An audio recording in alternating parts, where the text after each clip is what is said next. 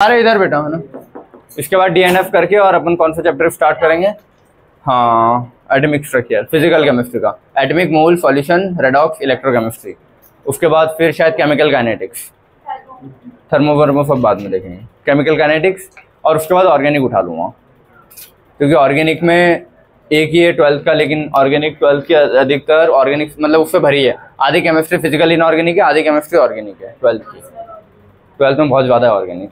अच्छा, तो एक बार वो मेरी साइड से दिसंबर के पहले ख़त्म हो जाएगा, फिर भले कोई सा भी टॉपिक जो तुम बोलोगे उठा लूँगा मैं। चलो बेटा सारे इधर पढ़ें।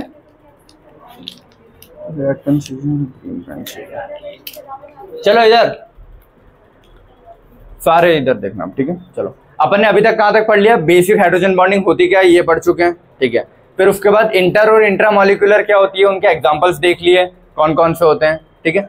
अब अपने को कुछ प्रॉपर्टीज पढ़नी है। जैसे मान लो कोई भी मॉलिक्यूल में हाइड्रोजन बॉन्डिंग हो रही है, मान लो कोई डब्बा दिया है उसमें हाइड्रोजन बॉन्डिंग हो रही है, तो वो हाइड्रोजन बॉन्डिंग की वजह से क्या उसमें कोई फर्क पड़ रहा है ये देखना। मान लो अगर ए कोई मॉलिक्यूल है, तो ए मॉलिक्यूल में अगर दूसरे से किसी से हाइड्रोजन बॉन्डिंग हो रही है, मान लो ए बी से हाइड्रोजन बॉन्ड बना रहा है, बी सी से हाइड्रोजन बॉन्ड बना रहा है, ऐसे एक चेन बन रही है, तो क्या इनकी प्रॉपर्टी में कोई चेंज हुआ? या फिर मान लो ए खुद में ही हाइड्रोजन बॉन्ड बना रहा है, तो उसकी प्रॉपर्टी में कोई चेंज हुआ क्या? ये चीज़ें देखनी है, समझ गए? होगा क्या चेंज? होगा ना, कुछ तो फर्क पड़ेगा ना। अगर एक नए बॉन्ड बन रहे हैं तो या तो मॉलिक्यूल और स्टेबल या स्ट्रांग हो रहा होगा या वीक हो रहा होगा, मतलब कुछ कुछ प्रॉपर्टी में कुछ कुछ चेंजेस आ रहे होंगे अलग अलग। तो ऐसे टोटल अपने को ये बॉन्डिंग इंट्रा हो इंटर हो उसके हिसाब से टोटल 6 फिजिकल प्रॉपर्टीज पढ़ना है कि हाइड्रोजन बॉन्डिंग की वजह से जो मॉलिक्यूल्स हैं या जो सॉल्यूशन है, मान लो मैंने एक बीकर लिया है, ठीक है, उसमें पानी रखा है और पानी में मैंने अल्कोहल मिला दिया, ठीक है, थोड़ा सा अल्कोहल उसमें डाल दिया पानी में, तो फाइनली जो सॉल्यूशन बना है मेरे पास अल्कोहल प्लस वाटर का, इसके वाटर में पहले उसका बॉइलिंग पॉइंट सॉल्युबिलिटी कुछ और रहा होगा, अब कुछ और हो गया होगा, तो वो चेंज क्या हो रहा है, क्यों हो रहा है, ये सारे चेंजेस पढ़ने। तो ऐसे अपने को टोटल कितनी 6 फिजिकल प्रॉपर्टीज पढ़नी है। क्लियर है? 6 में क्या पढ़ना है कि हाइड्रोजन, बेटा बात मत करो और फोन अंदर। हाइड्रोजन बॉन्डिंग की वजह से सॉल्युबिलिटी पे क्या फर्क पड़ रहा है? सॉल्युबिलिटी मतलब कोई चीज उसमें कितना घुल पा रही है। अगर हाइड्रोजन बॉन्ड फ्री है और कोई चीज ऊपर से ऐसे अल्कोहल आया तो कैच हो जाएगा ना, मतलब बॉन्ड बन जाएगा अल्कोहल से, ठीक है, तो वो चीज सॉल्युबल है अगर बॉन्ड फ्री है तो।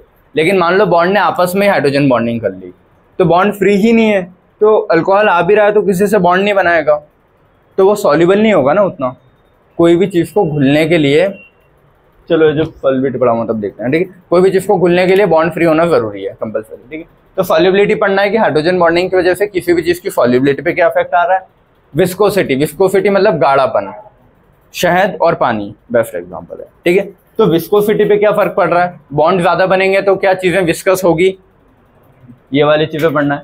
सरफेस टेंशन, सरफेस टेंशन को हिंदी में शायद पृष्ठ तनाव बोलते हैं, ठीक है, पृष्ठ तनाव जो भी देख लेना। सरफेस टेंशन मतलब मान लो एक बबल नहीं, एक पानी का ड्रॉप मान लो मैंने कोई एक बेंच पे अपनी स्किन पे रखा, ठीक है, तो 2 ऑप्शन है ना उसके पास, या तो पूरा ही चपटा हो जाए और फैल जाए ऐसे, और एक होता है कि वो ऐसा सेमी सर्कुलर कर्व ले लेता है, हेमिस्फीयर जैसा। तो वो हेमिस्फीयर जैसा जो कर्व ले रहा है ना, वो सरफेस टेंशन की वजह से आ रहा है कि वो नहीं चाहता इधर गिरना, उसके खुद में इतनी टेंशन है कि वो कोशिश कर रहा है पूरा ऐसा बॉल बनने की।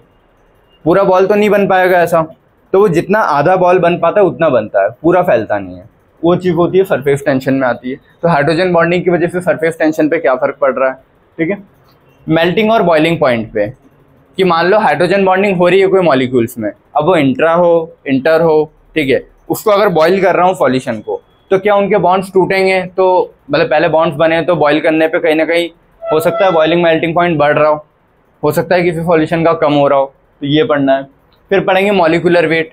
देखो मॉलिक्यूलर वेट कैसे देखेंगे, जितने ज़्यादा उस पर्टिकुलर के अंदर मॉलिक्यूल, जैसे इसका मॉलिक्यूलर वेट ज़्यादा होगा क्योंकि इसमें बहुत ज़्यादा मॉलिक्यूल है ना, कंपेयर टू दिस, तो जिसका मॉलिक्यूलर वेट ज़्यादा है वो वेट की वजह से हाइड्रोजन बॉन्डिंग और उसमें क्या फ़र्क पड़ रहा है। जितनी ज़्यादा हाइड्रोजन बॉन्डिंग होगी उतना वेट बढ़ेगा क्या, किसी भी चीज़ का बढ़ना चाहिए ना ऐसा।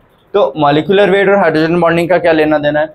और आखिरी में कुछ फिजिकल स्टेट्स है जिनका लेना, जैसे सॉलिड से लिक्विड में कन्वर्ट हो रहा है क्या, लिक्विड से गैस या ऐसा कुछ, एसिड की स्ट्रेंथ और वो सारी चीज़ें इसमें देखेंगे कि कौन कितना ज़्यादा एसिडिक है, कितना बेसिक है, थोड़ा कुछ, ठीक है। कि एक तुमको एग्जांपल मैंने बताया था वाटर और H2S, कि वाटर और H2S में से कौन लिक्विड स्टेट में रहेगा, कौन गैसियस में रहेगा। तो इसका रीज़न फिजिकल स्टेट से मिल जाएगा अपने को। फिजिकल स्टेट मतलब सॉलिड लिक्विड गैस अपना भाई, ठीक है। ये सॉलिड में रहेगा, लिक्विड में रहेगा या गैस में रहेगा, ये उसकी फिजिकल स्टेट्स डिफाइन करता है क्या कोई हाइड्रोजन बॉन्डिंग, समझ गए। तो अपने को ये टोटल 6 प्रॉपर्टीज पढ़नी है हाइड्रोजन बॉन्डिंग की वजह से ये। तो अपनी हेडिंग क्या है आज की, effects of hydrogen bonding on physical properties. 6 है, 6 में से एक एक करके पढ़ते जाते हैं अपन, क्लियर है।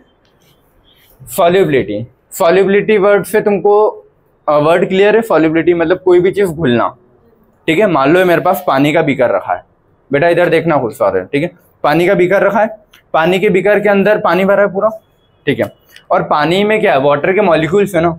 मान लो मैंने बीकर जितना भी भरा है उसमें लाखों मॉलिक्यूल होंगे वाटर के, छोटे छोटे गोल गोल गोल गोल, और हर एक वाटर मॉलिक्यूल बताया तुमको कि 4 हाइड्रोजन बॉन्ड बनाता है, क्लियर है। हर एक वाटर मॉलिक्यूल कितने हाइड्रोजन बॉन्ड बनाता है, 4, ठीक है। तो अगर मान लो एक वाटर मॉलिक्यूल 4 हाइड्रोजन बॉन्ड बना रहा है, तो वो ऐसा ना कि कुछ वाटर मॉलिक्यूल से अंदर ही जुड़ गया होगा, लेकिन कुछ मॉलिक्यूल तो होंगे जो फ्री हैं। इसको ऐसे देखो, अगर तुमको नहीं समझ में आता तो यहां बनाता हूं, ठीक है। ये बीकर बनाया है मैंने, कुछ वाटर मॉलिक्यूल मैंने बना दिए हैं, ऐसे बहुत सारे होंगे, ठीक है। मैं बोल रहा हूं अगर ये 4 बॉन्ड बना रहा है ये वाला, तो इसने चलो एक इधर एक इधर एक इधर एक इधर बना लिया। ये 4 बना रहा है तो इसने एक इधर एक इधर एक इधर और एक इधर बना लिया। इसने मान लो एक इधर बनाया एक इधर, ये कुछ 2 तो फ्री रहेंगे ना, मतलब जो फ्री सरफेस वाले हैं। नीचे वाले तो चलो सारे ऑलमोस्ट कवर हो चुके होंगे, और एक 4 से ज्यादा नहीं बनाएगा। तो मान लो कोई उसके आसपास वाला ऐसा है कि जो 4 से पहले ही कवर हो गया, तो इसके साथ बॉन्ड नहीं बनाएगा, उसका एक फ्री रह जाएगा। समझ में आ रहा है क्या बोल रहा हूँ मैं सभी को, ठीक है। तो इसमें कुछ मॉलिक्यूल यहाँ वाले फ्री रह जाएंगे, मान लो इसके 4 बन गए। अब ये 5वां बॉन्ड कहीं नहीं बनाएगा, लेकिन मान लो इसके फॉर एग्जाम्पल इसको ऐसा देखो कि इसके आसपास वाले 3D में जितने मॉलिक्यूल थे सबके पहले से बॉन्ड बन चुके हैं, तो अब ये उनमें से किसी से बॉन्ड नहीं बना सकता ना, तो इसके तो 4 फ्री रह जाएंगे, समझ में। तो इसके हो गए, सरफेस के ऊपर जो हैं उनके ऊपर डंडे फ्री रह जाएंगे। तो अगर मान लो मैं इसमें कोई भी ऐसी चीज डाल रहा हूँ जिसके पास F, O या N या फिर कोई भी इलेक्ट्रोनेगेटिव मतलब C ट्रिपल बॉन्ड N या ऐसा कोई एक्सेप्शन वाला, मतलब जो ज़्यादा इलेक्ट्रोनेगेटिव है, वो अगर उसके ड्रॉप मैंने डाली, जैसे अल्कोहल OH, तो ऑक्सीजन क्या है FON में से एक है और उसके साथ हाइड्रोजन भी है। अल्कोहल मैंने थोड़ी सी भी अगर इसमें ढोली तो वो OH इनसे हाइड्रोजन बॉन्ड बनेगा ना, तो अल्कोहल इसमें घुलेगी, सॉल्यूबल है। लेकिन मान लो अगर एक भी बॉन्ड फ्री नहीं होता, किसी रीजन से बोल रहा हूँ, एक भी बॉन्ड फ्री नहीं होता, तो अल्कोहल इसमें घुल पाती क्या, नहीं। अल्कोहल नहीं, या तो ऊपर तैरती रहती, वो डेंसिटी पे फिर डिपेंड करता, हल्की होती तो ऊपर तैरती रहती पानी के, और गाढ़ी होती तो नीचे जाके सेटल हो जाती, लेकिन बीच में पानी में घुलती नहीं कभी। ये चीज समझ में आई सबको, पक्का, ठीक है। तो वही चीजें लिख रहा है कि सॉल्युबिलिटी हाइड्रोजन बॉन्डिंग पे डिपेंड करती है।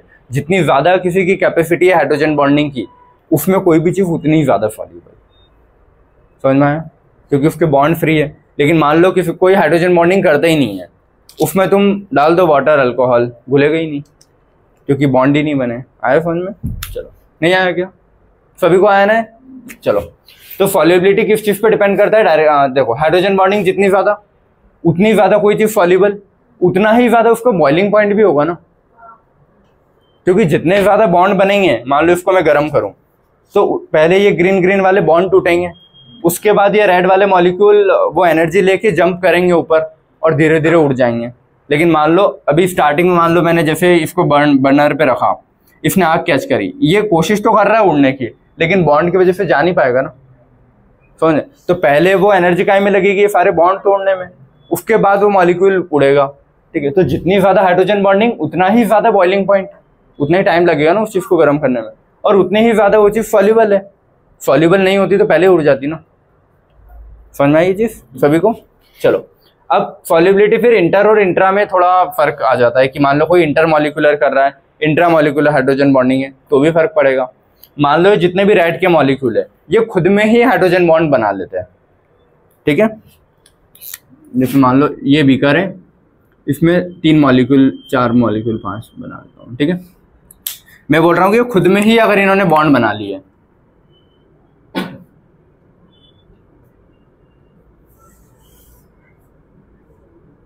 समझ गए। अगर खुद में ही बॉन्ड बन गए, मान लो वाटर नहीं है, कोई दूसरा सॉल्यूशन है जो 2 बॉन्ड बना रहा है, HF का सॉल्यूशन ले लूँ मैं, ठीक है, कि HF का सॉल्यूशन मैंने ले लिया और HF चलो HF तो इंट्रा करेगा, कौन सा ऑर्थोनाइट्रोफिनॉल, समझ गए।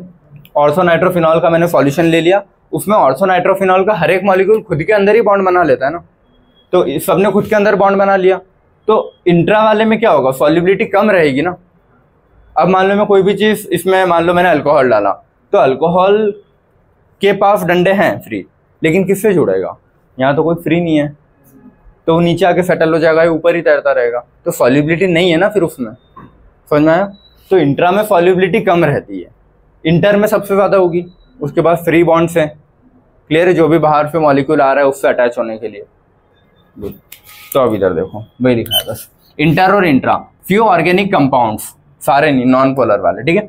Are soluble in water, water क्या पोलर कंपाउंड है, याद रखना, ठीक है, वाटर पोलर कंपाउंड और कुछ organic compound soluble in water compound due to hydrogen bonding. अब देखो अपन ये चीज बोलते हैं ना, लिपिड में लिपिड घुल जाता है, वाटर में वाटर घुल जाता है, मतलब सेम चीज है, वाटर पोलर है तो पोलर चीजों में पोलर चीजें घुलनी चाहिए, नॉन पोलर में नॉन पोलर घुलनी चाहिए, लेकिन यहाँ पे क्या हो रहा है, नॉन पोलर घुल रही है किससे, पोलर से।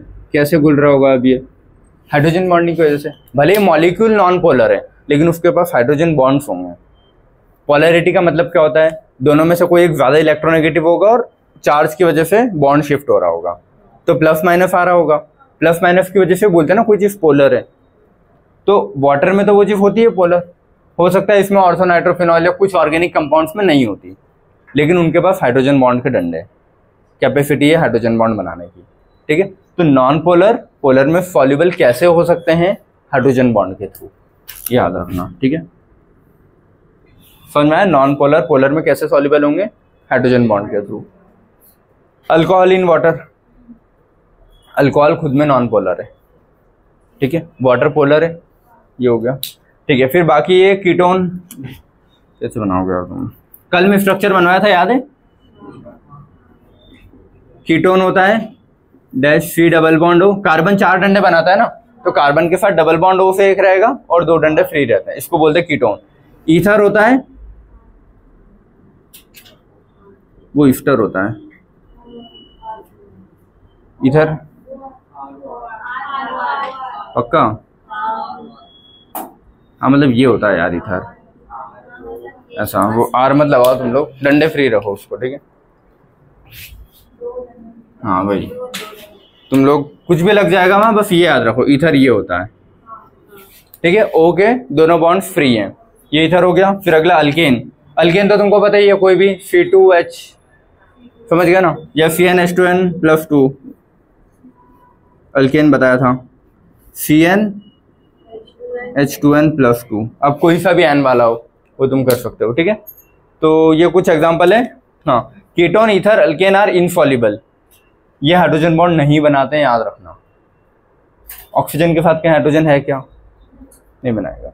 ईथर नॉर्मली नहीं बनाता, 1-2 एक्सेप्शन है ईथर के बस, मिथाइल ईथर और इथाइल तो नहीं बनाता, मिथाइल ईथर है जो बनाता है, बाकी और कोई सा भी ईथर हाइड्रोजन बॉन्ड नहीं बनाएगा, ठीक है। इसमें एक ही एक्सेप्शन है, अल्केन नहीं बनाएगा, कार्बन और हाइड्रोजन कोई वो नहीं है ना, क्योंकि अल्केन में क्या होता है, सिंगल डंडे होते हैं सारे, ये होता है ना अल्केन। मान लो मीथेन है, तो मीथेन क्या है, ऐसा 4 हाइड्रोजन के साथ, तो हाइड्रोजन तो है लेकिन इलेक्ट्रोनेगेटिव कंपाउंड नहीं है ना। अगर मान लो ट्रिपल बॉन्ड के साथ जुड़ा होता अल्काइन, तो मैं बोलता कि हाँ हाइड्रोजन बॉन्ड बनाता है, लेकिन ये तो अल्केन है, अल्केन नहीं बनाता, क्लियर है, ये चीज समझ में आई, ठीक है। ट्रिपल बॉन्ड होगा, अगर मान लो अल्काइन होगा तो बनाता, अल्केन और अल्कीन नहीं बनाते क्योंकि वो इतने इलेक्ट्रोनेगेटिव नहीं है, और ट्रिपल बॉन्ड बताया था इलेक्ट्रोनेगेटिव होता है, sp हाइब्रिडाइजेशन, तो वो बना सकता है, अल्काइन, अल्केन नहीं है। तो ये लिखा है कि ketone, ether, alkane are insoluble, no hydrogen bond, point आता है तो याद रखना है, ठीक है। फिर इधर के 2 पॉइंट पढ़ लो। इंट्रामॉलिक्यूलर, अगर खुद में ही है तो सॉल्युबिलिटी नहीं होगी ना किसी भी चीज की उस पर्टिकुलर लिक्विड में, ठीक है। It decreases the solubility as it form chelate by hydrogen bonding, so chelate बन रहा है मतलब खुद में, वो बताया था ना कि मान लो एक रिंग है और फिर उसमें ये ऐसा था,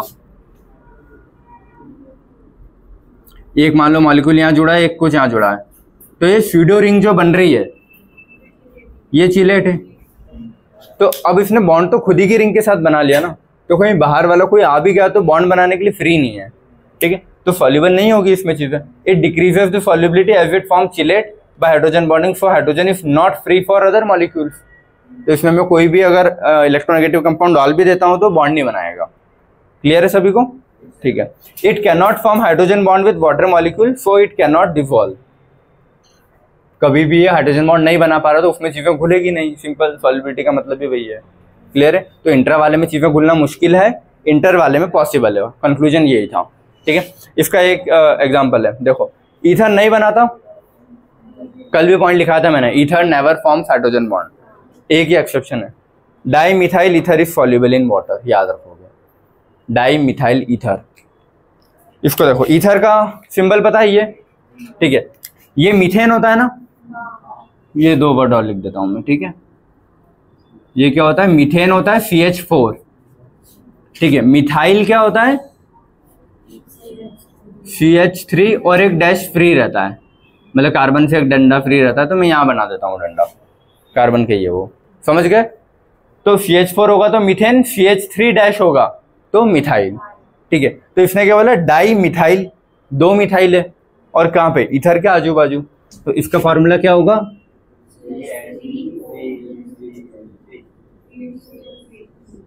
समझ गए, CH3O CH3, di methyl ether is soluble in water. इसके अलावा कोई सा भी ईथर सॉल्युबल नहीं होगा। जैसे अगर बेटा कौन है, हाँ चले जाओ चलो, di methyl ether is soluble in water, इतना समझ में आया सबको। अब मान लो ये मिथाइल है ना, इसका इथाइल ले लूं 2 कार्बन वाला, तो 2 कार्बन वाला नहीं होगा, 3 4 5 कितने भी कार्बन बढ़ा दूं उसके बाद में, वो सब सॉल्युबल नहीं होंगे, सिर्फ सिंगल कार्बन वाला पॉसिबल है, ठीक है।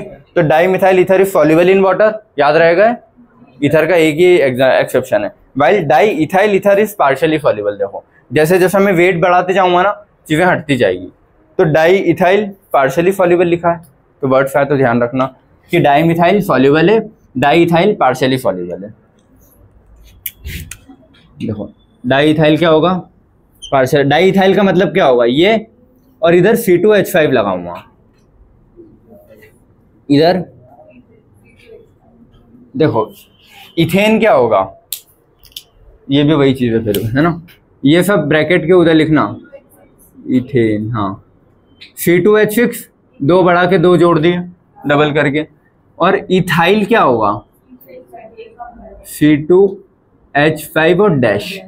जब ये YL लग जाए ना पीछे, मतलब समझ जाना एक हाइड्रोजन उड़ा रखा है, यहाँ भी देखो एक हाइड्रोजन उड़ा दिया तो YL लग गया, ये यहाँ भी एक हाइड्रोजन उड़ा दिया तो ये लग गया।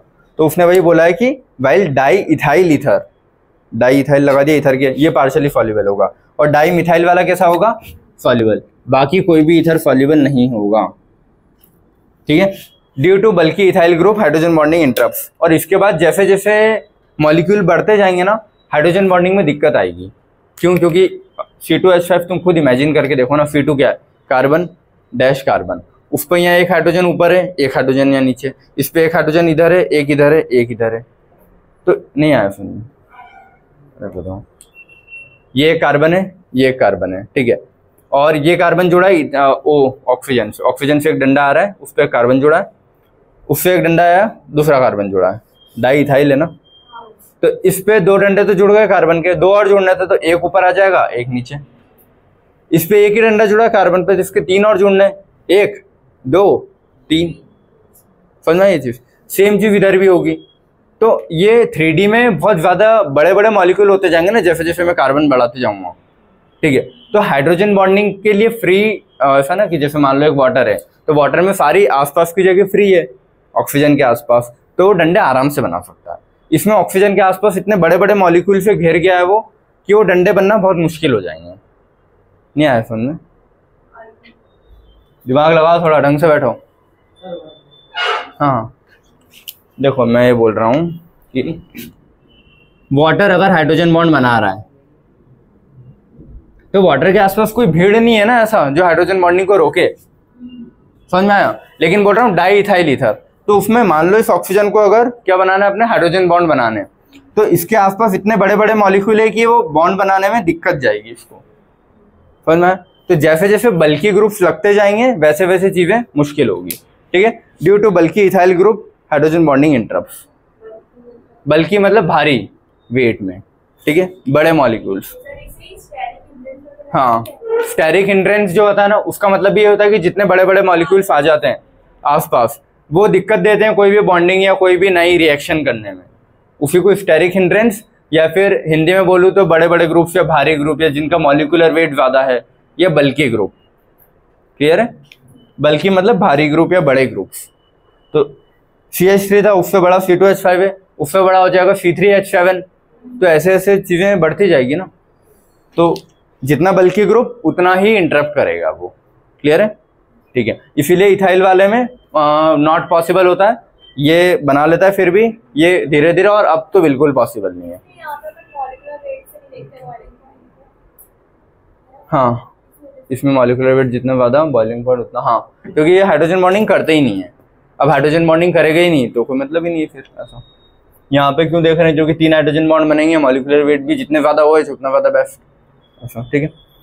चलो, ये हो गया बल्कि इथाइल। बल्कि मतलब वर्ड समझ में आ गया सबको? ठीक है, आया। इंटरप्ट, सॉल्युबिलिटी का ऑर्डर। अब इन दोनों में जब चेक करोगे तो ये क्या है? इथाइल, मतलब ईथर है ना, ठीक है। मिथाइल डाई मिथाइल ईथर है वो, ठीक है, डाई मिथाइल ईथर है। और वो कौन है? अल्कोहल, CH3OH है ना, अल्कोहल, ठीक है। ये R ग्रुप होता है और वो अल्कोहल है। 11th वाले तुम लोग कहाँ? 1 2 2 तो 12th है, वो 12th है, और एक और नहीं आई क्या? 3 थे ना, अच्छा एक एब्सेंट है। हाँ, तो ये समझ में आ रहा है तुमको ऑर्गेनिक वाली चीजें? ये अल्कोहल है, कहाँ गया? लिखे नहीं क्या? इधर देखो तुम लोग। अल्कोहल क्या होता है? Dash OH। इस डैश पे कितने भी कार्बन लग सकते हैं, याद रखना। उसको इन शॉर्ट अपन बोल देते हैं R। अब मान लो 3 लग रहे हैं, तो मैं बार बार थोड़ी ना लिखूंगा 3 लग रहे हैं 4 लग रहे हैं, मैं एक बार R लिख दिया तो समझ जाना उसको कि R मतलब कितने भी कार्बन में लगा सकता हूँ, ठीक है। तो इसको ये भी लिख सकते हो ना, ROH। एक कार्बन होगा तो COH, और C पे जितने हाइड्रोजन लगने हो तो लगा देते हैं CH3OH। 2 कार्बन होंगे तो C2H5OH, ऐसे करके। तो वही लिखा है CH3OH। ये क्या हो गया? अल्कोहल। और ये अपना डाईइथाइल ईथर। तो अल्कोहल और डाईइथाइल ईथर में ज्यादा हाइड्रोजन बॉन्डिंग कौन करेगा?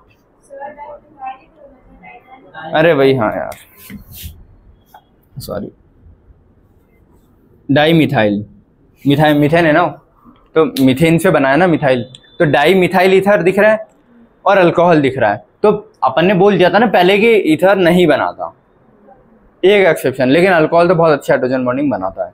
तो इन दोनों में अगर मुझे चेक करना है तो अल्कोहल ही प्रायोरिटी होगा। क्लियर है?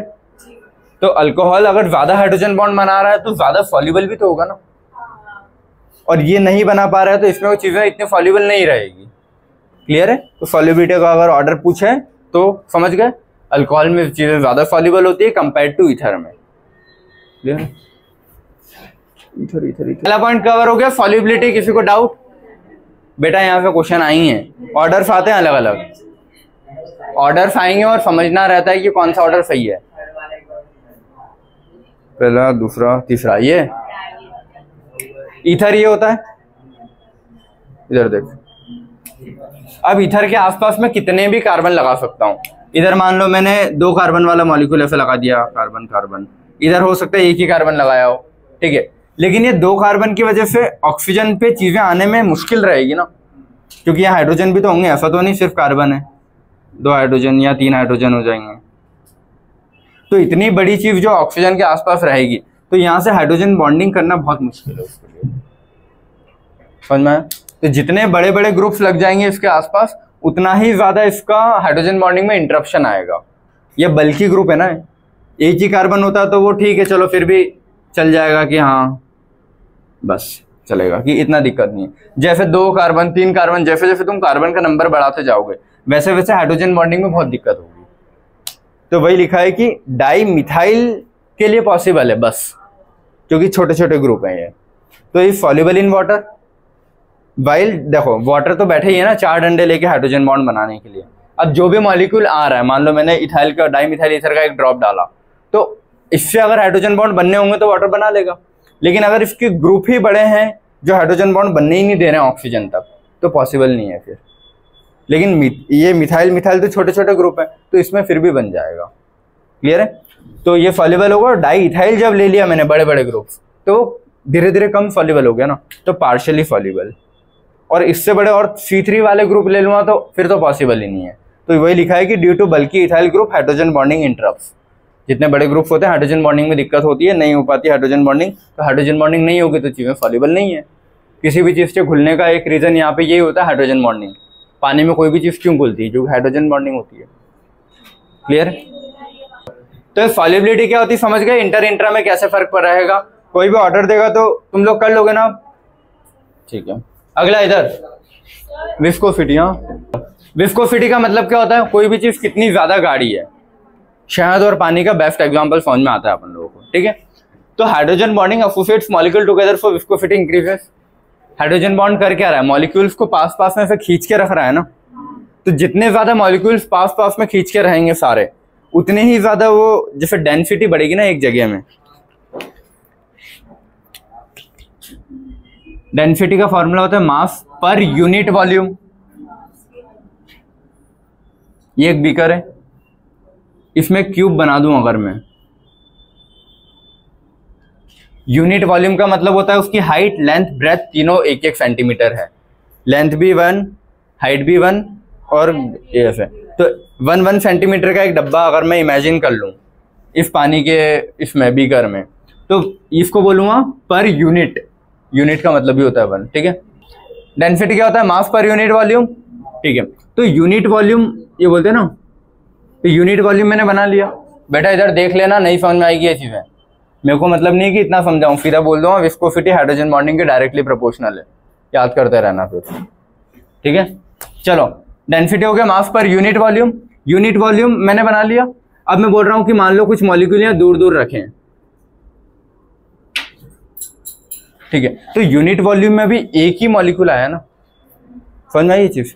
लेकिन अगर इसी की जगह ऐसा होता कि जो भी इसके अंदर सॉल्यूशन है, पानी नहीं है अभी मान लो, क्योंकि पानी तो हाइड्रोजन बॉन्ड बनाता है। ठीक है। ऐसा कोई सॉल्यूशन है जो हाइड्रोजन बॉन्ड बना रहा है।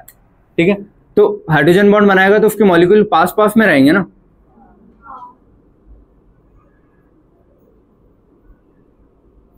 तो यूनिट वॉल्यूम में पहले कितना था? अगर हाइड्रोजन बॉन्ड नहीं बना रहा है तो दूर दूर थे मॉलिक्यूल, तो एक ही मॉलिक्यूल आ रहा था। ये मैंने एग्जांपल ले लिया एक, है ना। ठीक है। यहाँ फिर याद मत करते रहना तुम लोग। हाँ, रेड वाला अगर हाइड्रोजन बॉन्ड बना रहा है तो उसके सारे मॉलिक्यूल कोशिश करते हैं ना पास में खिंचाने की। तो अब डब्बे के अंदर ज्यादा आ गए ना मॉलिक्यूल, मतलब पर यूनिट वॉल्यूम में कोई चीज ज्यादा है। पहले पर यूनिट वॉल्यूम में चीजें कम थी। तो दोनों में डब्बों में से ज्यादा गाढ़ा या ज्यादा डेंस डब्बा कौन होगा? हाइड्रोजन बॉन्ड हो रही है।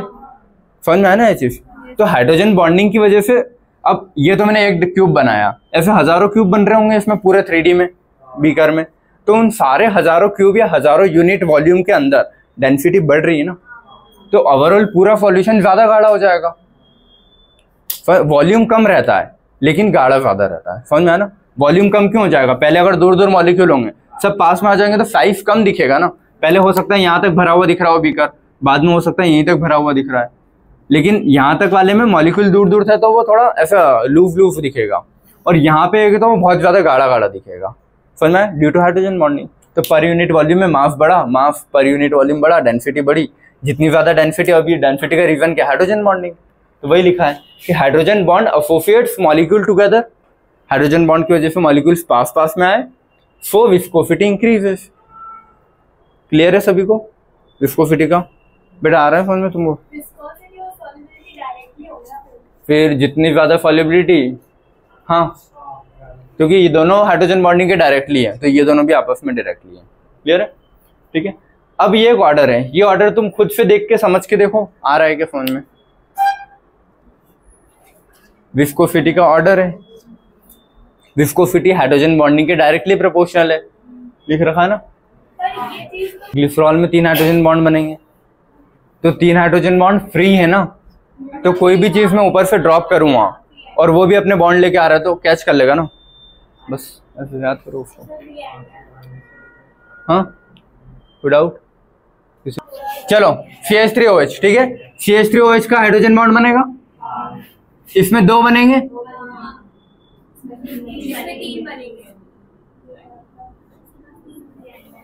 समझ गए ना? तो इसके पास 3 फ्री हैंड है, समझ गए ना? हाँ, फ्री एंड है, ठीक है, हैंड एक ही बात है, ठीक है। तो अगर कोई भी मॉलिक्यूल आता है तो वो पहला इसने कैच कर लिया, दूसरा, तीसरा, तो उतनी ज्यादा कहीं ना कहीं विस्कोसिटी बढ़ेगी ना, चीजें उतनी ही ज्यादा पास पास में रहेगी, समझ में? तो ग्लिसरॉल, हाँ ये याद रख लेना, स्ट्रक्चर आते हैं, वो नाम देगा, तुम कंफ्यूज हो जाओगे। स्ट्रक्चर देके तो तुमको दिख रहा है कि यहाँ 3 OH है, अगर सिर्फ नाम दे दिया ना, methanol, glycerol, glycol, glycerol, confuse हो जाओगे, समझ में आया? तो ये स्ट्रक्चर याद रखना। मिथेनॉल क्या होता है? OL मतलब अल्कोहल, अल्कोहल में OL आता है ना, ये तो मिथेनॉल क्या है? मीथेन वाला अल्कोहल, सारे बेटा मीथेन वाला अल्कोहल। ग्लाइकॉल ये भी अल्कोहल है ना, ग्लिसरॉल ये भी अल्कोहल है, ठीक है। बस ये 3 कार्बन वाला है और 3 ऐसे लगे हैं, याद रखना है, ठीक है। कैसे भी लगा दो इसको फर्क ही नहीं पड़ेगा, ऐसे भी करोगे तो OH लगाने तुमको कहीं भी लगाओ, कोई फर्क नहीं है उसमें, समझ गया ना? बस 3 कार्बन पे, तीनों पे अलग अलग OH, एक ही पे मत लगा देना दोनों, ठीक है। चलो, तो यहाँ पे जब 3 हाइड्रोजन बॉन्ड है तो सबसे ज्यादा विस्कोसिटी उसी की होगी, क्योंकि सबसे ज्यादा मॉलिक्यूल उसके पास आएंगे ना, फिर इसके पास, फिर इसके पास कंपेयर्ड। क्लियर हुआ है सबको? ठीक है, चलो। आया फर्स्ट बेंच समझ में? तुम लोगों को भी फर्स्ट? तो चलो, फर्स्ट वाले तो सो रहे हैं, पीछे वाले बढ़िया पढ़ रहे हैं, है ना? वाटर के 4 बॉन्ड बनेंगे, इसके 1 या 2 भी बन रहा हूँ, जो भी है, ठीक है। 3 हाइड्रोजन बॉन्ड बनते हैं वैसे इसमें, 3 कहाँ से बन रहे हैं?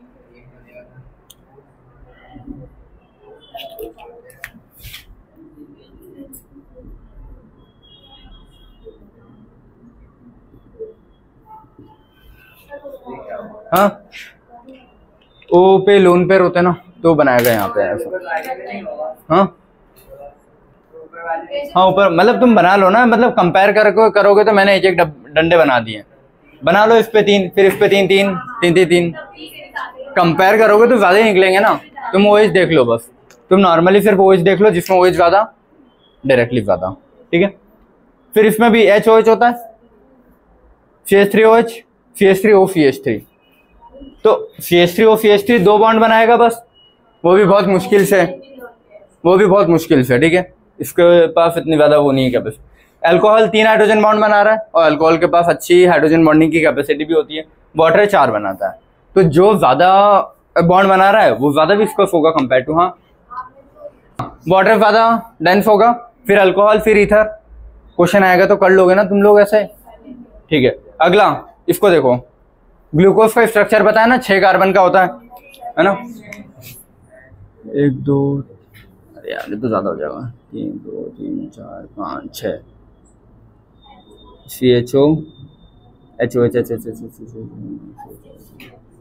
हाँ वैसे कुछ होता है जो भी, CH2OH, CH2, हाँ OH, ऐसा। तो 6 कार्बन है ना बेटा उसमें, और 6 पे HOH लगते हैं फिर सब पे, तो कितने HOH हो गए? एक तो इस पे भी है, इस पे तो sorry double bond over H है, तो वो हटा दो। 1 2 3 4 5 OH है, समझ में आ रही है? तो ग्लूकोज में सबसे ज्यादा OH है, तो सबसे ज्यादा हाइड्रोजन बॉन्डिंग, फिर ग्लिसरॉल, फिर ग्लाइकॉल, फिर ये वाला अल्कोहल, और फिर सबसे ये वाला अल्कोहल। यहाँ पे अल्कोहल में तुम वो नहीं देखोगे, हाँ ये फ्लिप क्यों हुआ ऐसा? मॉलिक्यूलर देखो, अब जब दोनों के हाइड्रोजन बॉन्डिंग देख ली मैंने, तो फिर मॉलिक्यूलर वेट देख लूंगा, जिसका मॉलिक्यूलर वेट ज्यादा है वो उतना डेंस, क्योंकि OH तो दोनों के पास है, और इसमें तो ऐसा कोई बल्कि वाला पॉइंट था नहीं। मान लो एक ही साइड से ग्रुप है तो हाइड्रोजन बॉन्ड दूसरी साइड से बना सकता है ना, पूरा फ्री है साइड। इसमें दिक्कत क्या आ रही थी कि दोनों साइड से ही मॉलिक्यूल पहले से ही अटैच है, तो हाइड्रोजन बॉन्ड ना तो इधर से बनेगा तो भी दिक्कत, इधर से बनेगा तो भी दिक्कत, इसीलिए इसमें एक्सेप्शन जा रहा था। वरना इसमें इधर में कितने भी लगा दूं क्या ही फर्क पड़ता है, उधर से हाइड्रोजन बॉन्ड पूरा फ्री है आया। और इसमें भी 2 ही बनेंगे, 3, इसमें भी 3 ही बनेंगे, बस इसका वेट ज्यादा है ये वाला और ये। तो जब इसका वेट ज्यादा है तो चीजें नीचे धीरे धीरे सेटल होगी ना, वेट ज्यादा है तो जितनी ज्यादा चीजें वेट की वजह से सेटल हो रही है, हाइड्रोजन बॉन्ड सेम है तो विस्कोसिटी बढ़ेगी ना, और जितनी हल्की चीजें वो कहीं ना कहीं कंपैरेटिव थोड़ी ऊपर रह जाएगी, उड़ेगी नहीं, मतलब कंपैरेटिव दूर दूर रहेगी ऐसा। तो ये जो समझ में आया सबको बेटा सारे। ग्लूकोज में सबसे ज्यादा विस्कस होता है, फिर ग्लिसरॉल, फिर ग्लाइकॉल, फिर इथाइल अल्कोहल, फिर मिथाइल अल्कोहल। नाम लिख लेना हो, ठीक है। ये क्या है? इथाइल अल्कोहल, और ये क्या है? Methyl alcohol. क्लियर है? नेक्स्ट वाला ये देख लिया। अच्छा ये समझ गए, ये वाला चेक करो। इन दोनों में से ज्यादा विस्कस कौन होगा? समझ में आया ना? ठीक है, गुड। वही 2 हाइड्रोजन बॉन्ड 3 हाइड्रोजन बॉन्ड लिख लेना हो।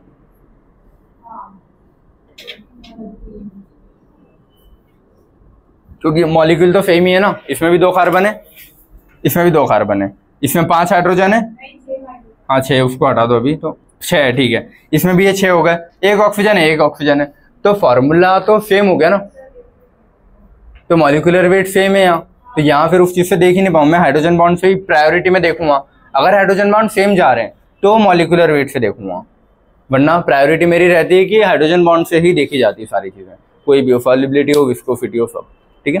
तो ये वाली चीजें देखो, अपने को सबसे पहली चीज क्या देखनी है? Hydrogen bonding. हाइड्रोजन बॉन्डिंग किसी में जितनी ज्यादा, मतलब बॉन्ड उतने ज्यादा, तो मेल्टिंग बॉइलिंग पॉइंट उतने ही ज्यादा होगा ना किसी चीज का। ये चीज समझ में? हाइड्रोजन बॉन्डिंग से मेल्टिंग बॉइलिंग, हाइड्रोजन बॉन्डिंग जितनी ज्यादा, कहीं ना कहीं मॉलिक्यूलर वेट भी उस पूरे चीज का उतना ज्यादा हो जाएगा। मान लो इसने 4 चीजें होल्ड कर रखी है, तो वेट जुड़ गया ना पूरे मॉलिक्यूल में, तो मॉलिक्यूलर वेट भी उतना ज्यादा। जब मॉलिक्यूलर वेट किसी चीज का सेम आएगा ना, इसको ऐसे देखना, ये मान लो मैंने लिया कोई 1 2 3 4 5 कार्बन की चेन ले ली, ठीक है, इस पे मैंने OH लगाए, 3 लगा लिए मैंने कहीं भी, ठीक है, या फिर चलो अभी इसको रहने दो, OH जहां भी लगा रहा हूं मैं देखूंगा बाद में, ठीक है। एक ये चेन हुई, इसी 5 कार्बन की चेन को मैं ऐसे कर सकता हूं ना, ठीक है। तो जब मॉलिक्यूलर वेट तुम्हारा सेम जा रहा होगा ना, तो तुम क्या देखोगे फिर? मान लो इसका वेट भी सेम है, इसमें भी उतने ही कार्बन होंगे, उतने ही हाइड्रोजन होंगे, उतने ही OH लगेंगे, इसमें भी अगर उतने ही लगे, तो मैं फिर किस चीज से देखता हूँ? विस्कोसिटी, जिसमें नंबर ऑफ साइड चेन ज्यादा है। ये हाँ, ये लीनियर चेन है, ये साइड साइड में लगा दिया ना मैंने कार्बन को उठा के। जितनी ज्यादा साइड चेन होगी उतनी ही ज्यादा बॉन्ड्स ढंग से बनेंगे, या फिर कम जगह में आ जाएगी चीजें। जितनी कम जगह में चीजें आ रही उतनी ज्यादा पैक होती जाएगी, विस्कोसिटी उतनी ही ज्यादा रहेगी। हाँ, नंबर ऑफ साइड चेन जितनी ज्यादा, हाँ, हाइड्रोजन बॉन्डिंग उतनी कम, विस्कोसिटी कम। हाँ, मॉलिक्यूलर वेट और नंबर ऑफ साइड चेन में जो है, मान लो नंबर ऑफ साइड चेन इसमें जब सबसे ज्यादा रहेगी ना, कि साइड में चीजें लगी, तो बल्कि ग्रुप्स की वजह से हाइड्रोजन बॉन्डिंग इंटरप्ट होगी। इसमें चीजें सीधी है, तो हाइड्रोजन बॉन्डिंग में कोई दिक्कत होगी नहीं, जहां जहां OH लगे होंगे बहुत ढंग से हाइड्रोजन बॉन्डिंग हो जाएगी। लेकिन यहाँ पे अगर मान लो कहीं OH लगा है, तो बल्कि ग्रुप की वजह से दिक्कत जाएगा हाइड्रोजन बॉन्डिंग में। ये जी भाई समझ में? तो बल्कि ग्रुप की वजह से हाइड्रोजन बॉन्डिंग अगर कम हो रही है, तो बल्कि ग्रुप की वजह से हाइड्रोजन बॉन्डिंग कम, तो मेल्टिंग बॉइलिंग कम। अगला बचा अपना सरफेस टेंशन। बेटा जल्दी जल्दी खत्म करो, अगर ये टॉपिक नहीं होगा तो अगला लेक्चर उतना ही लेट जाएगा, याद रखना, फिर कोई भी आ जाए।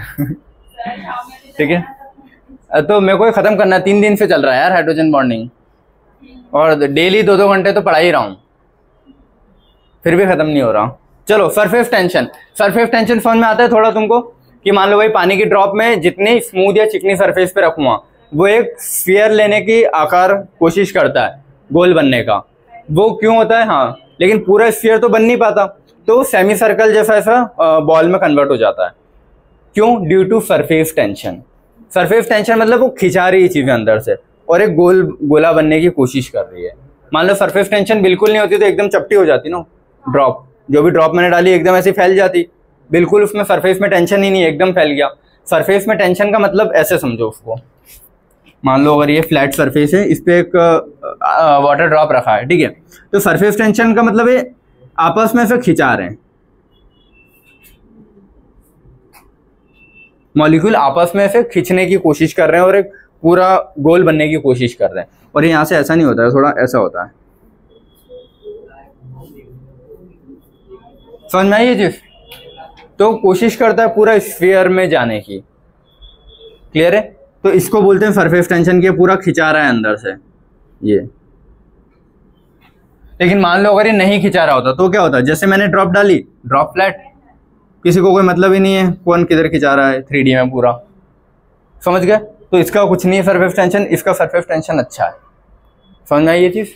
तो सरफेस टेंशन के लिए खिंचाना मतलब बॉन्ड बनना ना, तो वही लिखा है, surface tension of a liquid is directly proportional to extent of hydrogen bonding. अगर कोई मॉलिक्यूल में जितनी ज्यादा हाइड्रोजन बॉन्डिंग रहती है वो उतना ही ज्यादा सरफेस टेंशन उसमें है। तुम पानी की ड्रॉप डालो, एक शहद की ड्रॉप डाल के देखो, शहद ज्यादा कहीं ना कहीं स्फीयर का पार्ट लेता है नॉर्मल प्लेन सरफेस पे भी।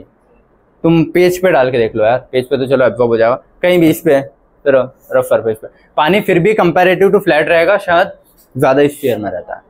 और शहद कहीं ना कहीं, शहद तो छोड़ो, उसको मॉलिक्यूलर फॉर्मूला नहीं पता, मतलब विस्कोसिटी से रिलेटेड समझ गए तुम, कि जिसमें ज्यादा हाइड्रोजन बॉन्डिंग वो उतना ही स्फीयर बनने की कोशिश करेगा, और जिसमें कुछ नहीं होगी हाइड्रोजन बॉन्डिंग वो एकदम फ्लैट हो जाएगा। कभी अल्कोहल की ड्रॉप देखिए कि ऐसे गोल शेप ले रही है, पूरी फ्लैट हो जाती है वो। हाँ हाँ ठीक है, कंपेयर टू वाटर, ठीक है ऐसा। चलो ये वाली चीज समझ में आई, surface tension of a liquid is directly proportional to extent of hydrogen bonding, अगर पूछता है कभी तो, ठीक है। चलो ये वाला पोर्शन मिटा के अगला लिख रहा हूं मैं, लिख लिया?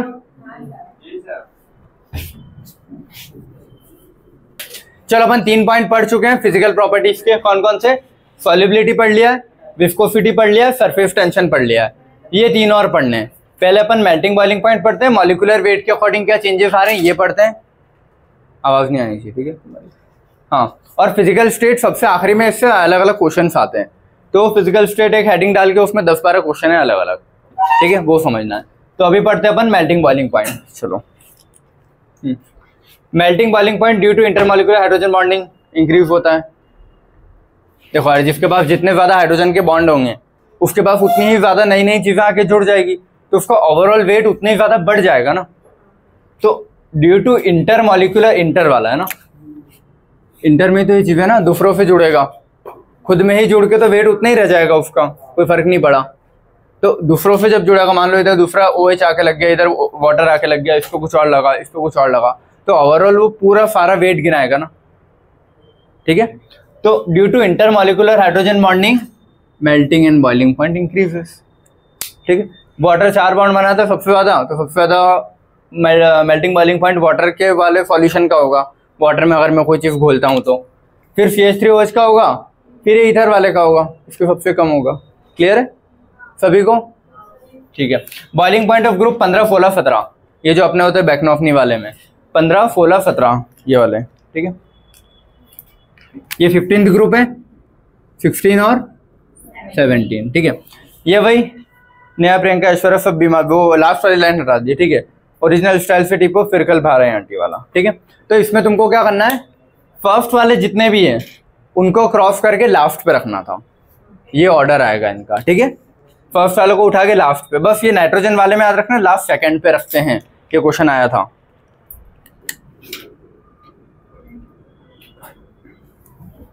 इनके हाइड्राइड्स के, ठीक है, हाइड्राइड्स के ना सारे, हाँ हाइड्राइड्स के, हाइड्रोजन लगा दिया मैंने सब में, तो इनके हाइड्राइड्स के मेल्टिंग बॉइलिंग पॉइंट का कैसे फर्क पड़ेगा, बोला है ना मॉलिक्यूलर वेट के हिसाब से बढ़ता है, ऊपर से नीचे आने पे वेट बढ़ता है, तो मेल्टिंग बॉइलिंग सबके बढ़ने ही चाहिए, ठीक है। तो देखो कहाँ गए अपने, इसको अगर मैं गायब कर दूं तो सबसे ज्यादा Sb का है नीचे, फिर AF का है, फिर P का है, फिर N का होना था, समझ गए। लेकिन N यहाँ पे क्यों आया, क्योंकि नाइट्रोजन हाइड्रोजन बॉन्डिंग करता है ना, FON, तो नाइट्रोजन अगर हाइड्रोजन बॉन्ड बना रहा है तो ओवरऑल उसका वेट बढ़ जाता है ना हाइड्रोजन बॉन्डिंग की वजह से।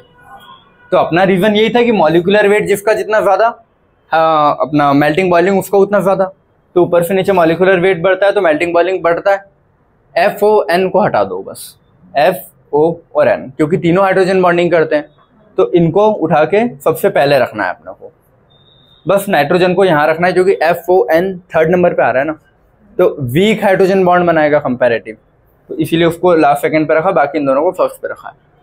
क्लियर है सभी को? है ठीक है। इसीलिए देखो HF, फिर ये I वाला है, फिर Br है, फिर Cl है, फिर वाटर वाले में ऑक्सीजन यहाँ है, फिर TE, S, Se, तो मैं फिर एसबी वाले में एसबी है, फिर नाइट्रोजन को लास्ट सेकंड पे रखा है, ये याद रखना है। फिर एस और पी, क्लियर है, ड्यू टू हाइड्रोजन बॉन्डिंग। सभी को डन, ठीक है। अगला F1 वाला, FON। F सबसे स्ट्रॉन्ग हाइड्रोजन बॉन्डिंग में आता है, मतलब सबसे ज्यादा इलेक्ट्रोनेगेटिव है, तो ठीक है। और देखो इसका जो ऑर्डर लिखा था अपन ने वो ये था, FON लिखा था, लेकिन O वाला ज्यादा था, F और फिर N ये लिखा था वाटर का, फिर HF, फिर NH3। ऑर्डर याद है, ये बोला था कि F भले ही स्ट्रॉन्ग इलेक्ट्रोनेगेटिव है लेकिन वो 4 बॉन्ड बना लेता है, तो कंपैरेटिव उसकी एनर्जी बहुत रहती है बॉन्ड एनर्जी की, ठीक है। तो बॉन्ड एनर्जी का ऑर्डर था वैसे, बट हाइड्रोजन बॉन्डिंग में देखोगे तो ये स्ट्रॉन्ग हाइड्रोजन बॉन्डिंग बनाएगा ये, और ये 3rd नंबर पे आ रहा है, तो कंपैरेटिव वीक हाइड्रोजन बॉन्डिंग होगी। तो वीक हाइड्रोजन बॉन्डिंग है तो इसीलिए उसको वेट वाले को प्रायोरिटी ज्यादा दी बजाय हाइड्रोजन बॉन्डिंग के, उसको सेकंड पे प्रायोरिटी दी है, क्लियर है। और बाकी फिर वेट के अकॉर्डिंग ही कम करते जाऊंगा, तो इसीलिए ये ऑर्डर है, क्लियर है। और जो सबसे लास्ट में है वो सबसे ज्यादा वोलेटाइल है। वोलेटाइल क्यों? क्योंकि वो गैस में कन्वर्ट हो चुका है। अब देखना वोलेटाइल क्यों, क्योंकि ये गैसियस हो जाता है, और ये सबसे ज्यादा ये लिक्विड रहता है। यही क्वेश्चन है अगला तुम्हारा, जब पढ़ोगे फिजिकल स्टेट, तो फिजिकल स्टेट में क्वेश्चन आता है कि H2S और H2O दोनों में लिक्विड कौन है और सॉलिड, या फिर क्या बोले जिसमें ज्यादा हाइड्रोजन बॉन्डिंग हो रही है, रीजन है उसका H2S और H2O, मतलब ये क्वेश्चन आएगा अभी। तो F वाला तो हाइड्रोजन बॉन्डिंग बनाता ही नहीं है, तो हाइड्रोजन बॉन्डिंग नहीं बनाता है और उसका वेट भी सबसे कम है, तो उड़ जाएगा ना, समझ में। और ऑक्सीजन हाइड्रोजन बॉन्डिंग की वजह से उसका वेट सबसे ज्यादा हो जाता है, ठीक है। तो वो लिक्विड स्टेट में रहता है और H2S गैस स्टेट में रहता है। क्वेश्चन आया था कि H2S is gas and H2O is liquid, why? Due to hydrogen bonding, clear है, ठीक है। हाँ, फिर ये HF वाला भी सेम रीजन, ठीक है। But sudden increase in boiling point of NH3 water and HF is due to, अब देखो एकदम से इनको यहाँ पे क्यों रख दिया, वही लिखा है उसने, sudden increase in boiling point of NH3 water and HF is due to hydrogen bonding, ठीक है। वाटर, HF और NH3, वाटर, HF और NH3 ये लिखा है ऑर्डर।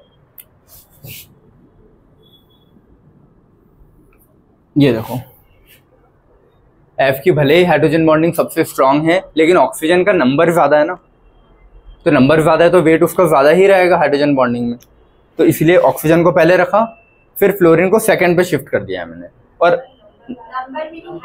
बॉन्ड, हाँ ठीक है। तो ये 4 हाइड्रोजन बॉन्ड, ये 2 ही बनाएगा कंपैरेटिव, ये 3, तो ये 4 3 2, ये नंबर देखो, इसको तुमको दोनों चीजों से देखना है, स्ट्रेंथ भी देखनी है, नंबर ऑफ बॉन्ड भी देखना है। तो फर्स्ट और सेकंड को फ्लिप क्यों किया? भले ही फ्लोरीन हाईएस्ट इलेक्ट्रोनेगेटिव है लेकिन उसके पास बॉन्ड तो 2 ही बन रहे हैं ना, और ऑक्सीजन सेकंड इलेक्ट्रोनेगेटिव है लेकिन बॉन्ड 4 बना रहा है, तो ओवरऑल जो प्रॉपर्टी है वो इसकी ज्यादा कर दूंगा, ठीक है। लास्ट वाला 4 बना रहा है लेकिन उसमें नाइट्रोजन की इलेक्ट्रोनेगेटिविटी कम है ना, तीसरे नंबर पे आ रही है, तो ओवरऑल जब दोनों प्रॉपर्टी को मैं कंपेयर करके देखूंगा तो उसको 3rd पे रखूंगा, ठीक है। तो H2O ये वाला हो गया, boiling point comparison to combined effect of strength and number of bond. तो दोनों चीजों को तुम एक साथ देख रहे हो कि स्ट्रेंथ मतलब वही इलेक्ट्रोनेगेटिविटी की और कितने बॉन्ड बना रहा है, दोनों को कंपेयर करोगे कंबाइन में तो सबसे ज्यादा इसकी रहेगी, फिर इसकी, फिर इसकी। आया समझ में, ठीक है। अगला HCl, H2S और Pb3, फिर अगले 3 उठा लिए उसने, HH लगा दिया ना, HCl, H2S और PS3, हाँ ये रहा, ठीक है। इसमें HCl की ज्यादा है, फिर H2S, फिर Pb3, हाँ मतलब H तो सही में इलेक्ट्रोनेगेटिविटी और यहाँ बॉन्ड का कोई फर्क ही नहीं है, या फिर मॉलिक्यूलर वेट से देख लो, मॉलिक्यूलर वेट से देख लो बेटर है, ऐसा जिससे भी तुम लोग देखना चाहो, ठीक है। मॉलिक्यूलर वेट, इलेक्ट्रोनेगेटिविटी, लेकिन इलेक्ट्रोनेगेटिविटी का यहाँ पे यूज नहीं हो रहा, मॉलिक्यूलर वेट से देखोगे, ये क्लियर है। ये ऑर्डर भी याद रखना है,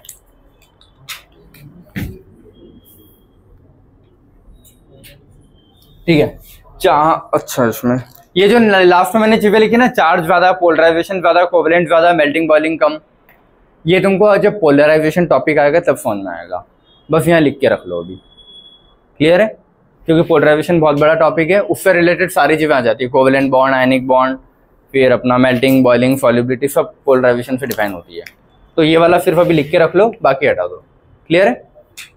इधर आ जाओ, ठीक है, अब इसका एक लास्ट पॉइंट लिखना है, देखो क्या, हाँ इसका एक लास्ट पॉइंट लिखना है कि जो इंट्रामॉलिक्यूलर मतलब जो खुद में ही बॉन्ड बना रहे हैं, वो बाहर कहीं बॉन्ड नहीं बनाया ना, तो खुद एक मॉलिक्यूल दूसरे मॉलिक्यूल के साथ कौन सा इंटरेक्शन रखता है, वेंडरवॉल।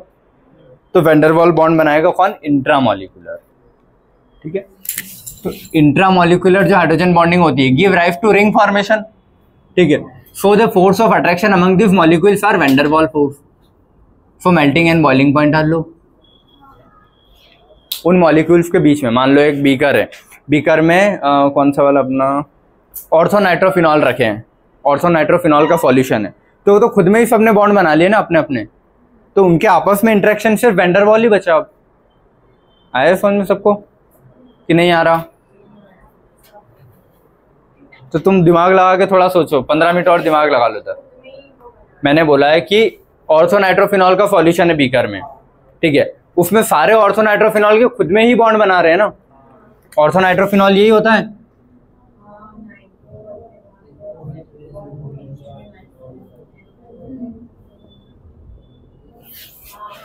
तो जब खुद में बॉन्ड बना लिए इन्होंने, तो आपस में से प्योर बॉन्ड वाले जैसे बॉन्ड तो कोई नहीं बना रहा है। तो ये एक मॉलिक्यूल है, दूसरा ऑर्थोनाइट्रोफिनॉल, तीसरा चौथा, ऐसे बहुत सारे होंगे आसपास। तो वो आपस में सिर्फ वेंडरवॉल ही अट्रैक्शन रख सकते हैं और कोई ऑप्शन नहीं उनके पास। तो वेंडरवॉल अट्रैक्शन रखेंगे तो उनका मेल्टिंग बॉइलिंग बहुत ही कम होगा ना, जल्दी उड़ जाएंगे। तो वही लिखा है कि इंट्रामॉलिक्यूलर में वेंडरवॉल फोर्स लगते हैं आपस में मॉलिक्यूल्स में, इसीलिए उनका मेल्टिंग बॉइलिंग कम होता है। क्लियर है? अच्छा वो वहां लिखा है वो, अरे यार मैंने बोला है तुमको थोड़ा सा खुद का दिमाग लगा के सोचा करो बेटा। ये कुछ मॉलिक्यूल रखें और ये पूरा सॉल्यूशन जो है वो ऑर्थोनाइट्रोफिनॉल का ही सॉल्यूशन है, तो इसमें जितने भी मॉलिक्यूल है सब ऑर्थोनाइट्रोफिनॉल है। तो मॉलिक्यूलर वेट किससे कंपेयर कर रहा हूं मैं, सभी का तो सेम है, तो वो चीज देखूंगा ही नहीं। यहाँ मैं देख रहा हूँ कि इंट्रामॉलिक्यूलर है और वो आपस में कैसा इंटरेक्शन रख रहे हैं, ये वेंडरवॉल सब। तो वेंडरवॉल वाले को बॉईल करना बहुत आसान है, वो कोई एग्जैक्ट बॉन्ड तो है नहीं, बहुत जल्दी टूट के उड़ जाएगी चीजें। ठीक है, ये हो गया क्या, बोलना? अच्छा थोड़ा तुम लोग पता है क्या करते हो, तुम लोग सीधा वो देखते हो कि डायरेक्टली इनवर्सली उसको रटते हो। खुद का एक बार दिमाग लगा के सोचो तो सही, वेंडरवॉल फोर्स है क्या कोई ढंग का? सबसे वीकेस्ट फोर्स है। अगर ये मॉलिक्यूल खुद में ही बॉन्ड बना चुके हैं, पहले से खुद में ही बॉन्ड बना चुके हैं और आपस में सबसे वीकेस्ट फोर्स लग रहा है, तो इसको जब गर्म करूंगा तो बॉइलिंग पॉइंट ज्यादा होगा कि कम होगा? बहुत ही कम होगा ना। अगर मान लो इनके आपस में ही इंटरेक्शन प्योर बॉन्ड बने होते इंटरमॉलिक्यूलर, तो ज्यादा होता कि बॉन्ड तोड़ना पड़ता। वेंडरवॉल सबसे वीकेस्ट फोर्स है। तुम लोग ऑर्डर को रटो मत, ऑर्डर को दिमाग लगा के सोच के देखो एक बार। अच्छा, directly proportional to van der Waal force कैसे हुआ? एक एग्जांपल इसका देखो, है ना, अगर कर 0 रन ऊपर से नीचे आ रहे हैं, मॉलिक्यूलर वेट नीचे वाले का सबसे ज्यादा है, तो उसका बॉइलिंग पॉइंट सबसे ज्यादा होगा। अगर अलग अलग सॉल्यूशन लूं मैं, है ना, अगर कर 0 रन के, तो जिसका मॉलिक्यूलर वेट सबसे ज्यादा, उसका वेंडरवॉल कहीं ना कहीं सबसे ज्यादा रहेगा और उसका बॉइलिंग पॉइंट भी सबसे ज्यादा रहता है।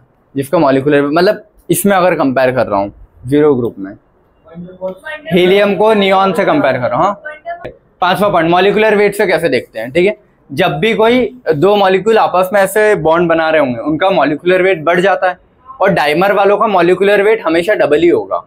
तुम कभी भी एक मॉलिक्यूल हाथ में तो नहीं रख पाओगे ना, कोई उस चीज का ड्रॉप या सॉल्यूशन ही लोगे। उस सॉल्यूशन में हजारों मॉलिक्यूल होंगे उस चीज के, तो वो आपस में दो के पेयर में रहते हैं। तो मान लो मैंने CH3COH क्या है, एसिटिक एसिड, एसिटिक एसिड की एक ड्रॉप ली हाथ में, तो उसमें हजारों मॉलिक्यूल होंगे ना एसिटिक एसिड के, तो उसमें से दो के पेयर में ही रहते हैं हमेशा। तो मुझे जब भी मॉलिक्यूलर वेट लिखना होता है तो मैं 120 लिखता हूँ, ना कि 60, क्योंकि वो डाइमर के फॉर्म में रहते हैं। ठीक है, तो मॉलिक्यूलर वेट इसका 60 होता है, लेकिन डबल हो जाता है क्यों? ड्यू टू डाइमर फॉर्मेशन, दो जुड़ते हैं हमेशा। ठीक है, तो याद रखना, कभी भी फिजिकल केमिस्ट्री में भी जब क्वेश्चन करोगे 120 रखते हैं वेट, 60 से गलत आता है आंसर, याद रखना है। ये क्लियर हुआ? ठीक है, अब छठा पॉइंट क्या था अपना, फिजिकल प्रॉपर्टीज। फिजिकल प्रॉपर्टी में अलग अलग क्वेश्चन आएंगे कि वाटर FAQ में लिक्विड में कैसा रहता है, आइस में कैसा रहता है, ठीक है। फिर H2S वाला, H2S H2O, तो ऐसे अलग अलग क्वेश्चन हैं, तो वो मैं अगले बोर्ड पे लिख के करवाता हूँ। उसके पहले तुम अभी तक जो पढ़ा उसका कंक्लूजन देखो, ठीक है। नंबर ऑफ OH बॉन्ड पढ़ा दूंगा मैं, हाँ। नंबर ऑफ OH बॉन्ड जितने ज्यादा, हाइड्रोजन बॉन्डिंग उतनी ज्यादा, सॉल्युबिलिटी उतनी ज्यादा, कोई दिक्कत तो नहीं किसी को इसमें, ठीक है। HCl, HNO3, H2SO4 और H3BO3, इसमें 3 OH है ना, इसमें 2 ही OH है, इसमें 1 ही OH है और इसमें है ही नहीं, तो ये चीज समझ गए। सॉल्युबिलिटी का ले लो, हाइड्रोजन बॉन्डिंग का ले लो, ठीक है, समझ में आए, ठीक है। अब जो प्रॉपर्टीज अपन ने पढ़ी, वेपर प्रेशर हटा दो, बाकी मैं समझा देता हूँ। वेपर प्रेशर समझा दूंगा और बाकी देख लो। मतलब बॉइलिंग पॉइंट इंटर का ज्यादा होगा क्योंकि बॉन्ड बन रहे हैं प्योर, इंट्रा का कम ही होगा। मेल्टिंग पॉइंट एक ही बात है ना, मेल्टिंग बॉइलिंग। मेल्टिंग बस ये है कि 0 डिग्री वाले पे अगर वाटर के लिए बात करूं, और बॉइलिंग 100 डिग्री के लिए, तो अगर यहाँ चीजें जल्दी हो गई तो वहां भी जल्दी हो जाएगी, यहाँ लेट हो रही तो वहां भी लेट ही होगी। तो मेल्टिंग बॉइलिंग ज्यादा कम ज्यादा कम, समझ में आया सबको। सॉल्युबिलिटी मतलब घुलने की पावर, जिसके हैंड्स जितने फ्री है, मतलब इंटर वाले में उसमें सॉल्युबिलिटी ज्यादा होती है, इंट्रा में कम होती है। अगला पॉइंट है वेपर प्रेशर, VP जो लिखा है इसको लिख लेना, क्या है वेपर प्रेशर। वेपर प्रेशर का मतलब मैं समझा देता हूँ, शाबाश, ऐसी डेफिनेशन की उम्मीद थी तुम लोगों से हमको।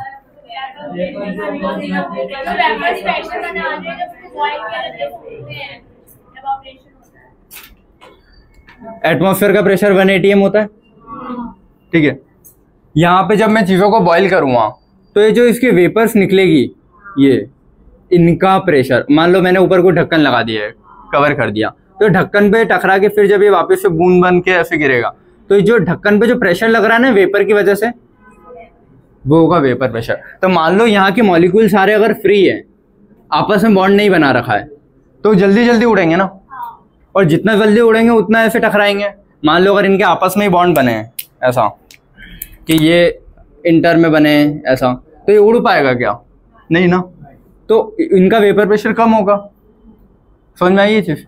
जो आपस में बॉन्ड नहीं बना रहे होंगे बहुत जल्दी जल्दी उड़ेंगे, और जितना ज्यादा तेजी से टकराएंगे उतना ज्यादा वेपर प्रेशर, समझ गए ना ये चीज, ठीक है। तो वेपर प्रेशर किसका ज्यादा होगा, इंट्रा का ना, जो खुद में ही है, कहीं बॉन्ड नहीं है तो अकेला उड़ सकता है, और ये वाला नहीं उड़ पाएगा तो कम है। ये समझने में कोई दिक्कत किसी को, कोई भी। चलो ये वाला क्वेश्चन करो, compare the boiling point and volatility of orthonitrophenol and paranitrophenol.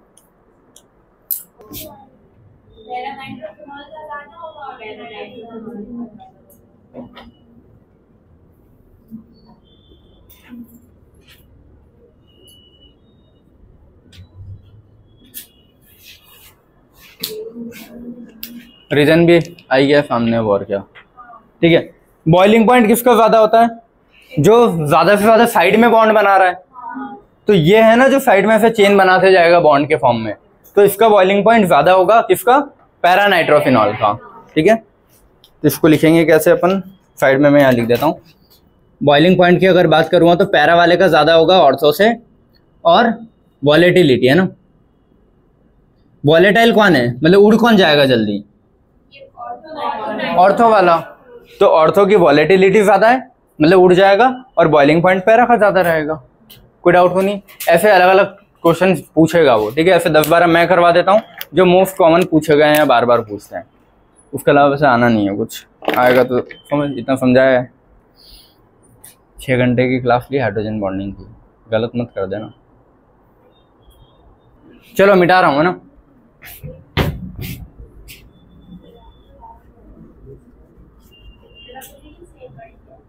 हाँ उसका कुछ 10-12 पॉइंट है वो पढ़ लेते हैं, ठीक है। फिजिकल स्टेट सारे इधर 5 मिनट में खत्म कर रहा हूँ, ठीक है। देखो हाइड्रोजन बॉन्डिंग की वजह से फिजिकल स्टेट्स चेंज होगी अलग अलग कंपाउंड की, कोई सॉलिड में कन्वर्ट हो रहा होगा, कोई लिक्विड, कोई गैस, ठीक है। तो कुछ क्वेश्चंस हैं फिजिकल स्टेट से, ठीक है, कि वाटर लिक्विड क्यों होता है और H2S गैस क्यों होता है। समझ में आई ये चीज क्यों होता है। क्योंकि FON, तो ऑक्सीजन हाइड्रोजन बॉन्डिंग करता है ना, तो हाइड्रोजन बॉन्डिंग की वजह से ये लिक्विड स्टेट में रहेगा और वो गैसियस स्टेट में। इसके पहले वाले में मैंने लिख के बताया था तुम लोगों को, ठीक है। अगला, HF लिक्विड क्यों होता है और HCl गैस क्यों होता है? क्लोरीन तो हाइड्रोजन बॉन्डिंग नहीं करेगा ना HCl वाले केस में, वो सिर्फ एक ही केस था जो बताया था, CCl3CHOH होल ट्वाइस, उसमें था। तो ये हाइड्रोजन बॉन्डिंग करता है इसीलिए लिक्विड स्टेट में, और HCl नहीं करेगा हाइड्रोजन बॉन्डिंग, इसीलिए वो गैसियस फेज में हो गया। क्लियर है?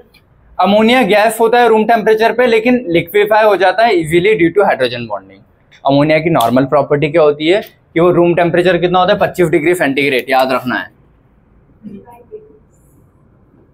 ठीक है।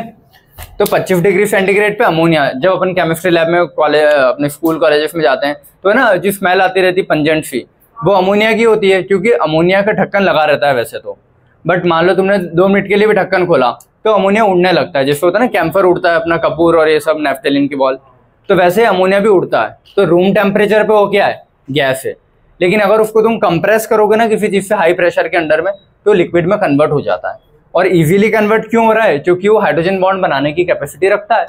तो वही लिखा है कि अमोनिया गैस होता है रूम टेम्परेचर पे, लेकिन लिक्विफाई हो जाता है due to hydrogen bonding under pressure. Clear है? चलो अब वाटर और आइस से कुछ क्वेश्चन आते हैं, वो पढ़ लेते हैं, ठीक है, अलग अलग। बोथ है hydrogen bonding even the density of ice is less than water. ये पता है तुम लोगों को कि आइस पानी पे तैरता है, तो जो भी चीज पानी के ऊपर तैर रही है मतलब उसकी डेंसिटी कम है ना, इसीलिए तैर रहा है, ठीक है। तो आइस की डेंसिटी कम होती है वाटर से, ठीक है, याद रखना। तो हाइड्रोजन बॉन्डिंग दोनों में होती है, आइस में भी हाइड्रोजन बॉन्डिंग होगी, वाटर में भी होती है, लेकिन आइस तैरता क्यों है, उसकी डेंसिटी कम क्यों है, रीजन सुनो आप। देखो वाटर जो है नॉर्मल लिक्विड स्टेट में, अच्छा इसको ऐसे देखो, 0 डिग्री सेंटीग्रेड, 4 डिग्री सेंटीग्रेड और उससे ज्यादा, बेटा इधर सारे, ठीक है। 0 डिग्री सेंटीग्रेड पे आइस रहता है ना, वो यहाँ पे लिक्विड में कन्वर्ट हो जाएगा और ये भी लिक्विड ही रहता है। तो देखो आइस का जो स्ट्रक्चर होता है ना वो कैसा होता है, पहले ये देखते हैं अपन। आइस का स्ट्रक्चर कहाँ देखेंगे, यहाँ बना देते हैं, ठीक है। आइस में क्या हो रहा है, वाटर जो है ना,